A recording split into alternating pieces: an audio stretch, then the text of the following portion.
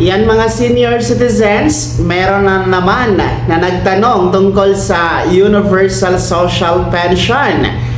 Atin po itong sasagutin para po maliwanagan din po, no, ang nagtanong at sa lahat ng mga nakikiusyoso din po kung ano ba ang update sa Universal Social Pension.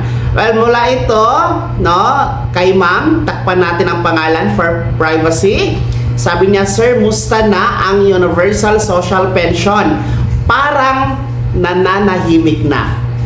Well, maganda itong pag-uusapan mga ka-vlogs. Sa ngayon po, ang Universal Social Pension ay bill pa lamang, panukala pa lamang.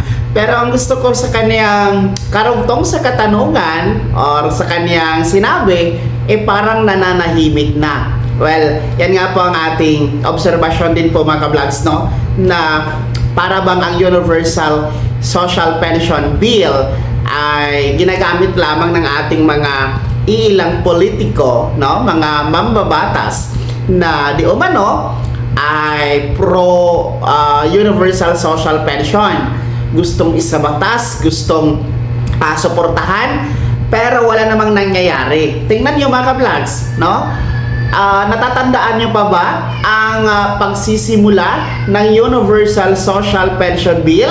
Di ba ang tagal na, no? Parang gasgas na nga ito na panukala mga ka-vlogs, no?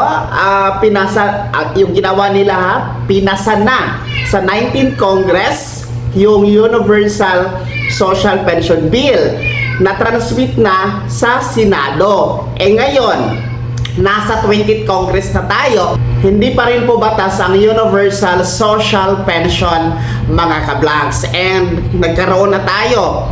Ang ginawa na naman nila, no, kung matatandaan nyo po, ang United Senior Citizen Party List, through Representative Milagros Aquino Magsaysay, kinausap ang dating Senate President na si Chis Escudero nung kasagsagan ng 2025 midterm election, no? Kinausap niya para isabatas na ang Universal Social Pension Bill na nasa Senado na that time. Pero walang nangyari, natapos na lang ang election. Ngayon mga ka-vlogs, no, nagkaroon na naman tayo ng substitute bill, no? Ngayong 20th Congress, last December, bago nag-Christmas break, ang Kamara at Senado, nagkaroon ng substitute bill ang Universal Social Pension. At ngayon nga, no, ito na naman, merong 12 million signature campaign na ginaganap para sa kampanya at panawagang isabatas ang Universal Social Pension. Well, ang atin lang naman ito, no, parang nakikita natin mismo sa aking opinion na hindi naman ito siniseryoso ng ating mga mambabatas. Uulitin ko, kung talagang gusto nilang isabatas ang Universal Social Pension Bill, matagal na isinabatas na sana ito mga ka-vlogs, no?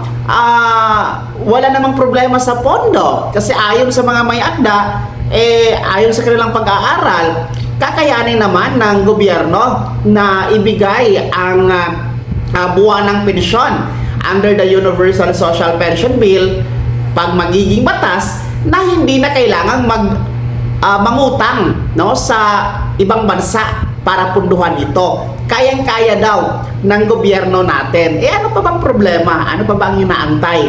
Plus ngayon, tahimik na naman, no? Tama po ang nagtanong, nananahimik na ang Universal Social Pension Bill matapos ang 12 million signature campaign na dinaos sa Kamara.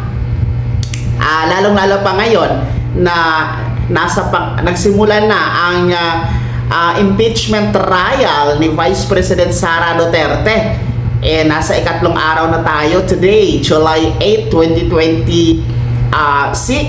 And ito po ay tatakbo sa loob ng 92 days.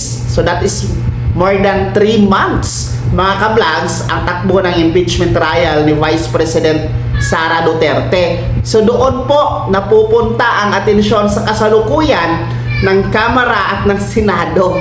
Kaya wala tayong aasahan within 92 days, no, regarding Universal Social Pension Bill.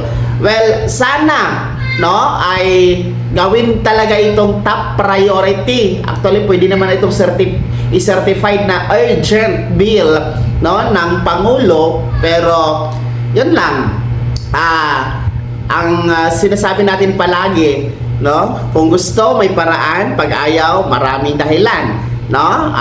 Kayo mga senior citizens, kayo na ang nakakaalam dyan dahil mag-e-election na naman ngayong 2028. Baka gamitin naman kayo, no? Kasi ilang milyon din po ang boto ng mga senior citizens, no? Yung iba nga dyan, parang ang tagal na dyan sa Kamara, no, na mga party list for senior citizens, hanggang ngayon hindi pa po kayang maisabatas at ipaglaban ang Universal Social Pension.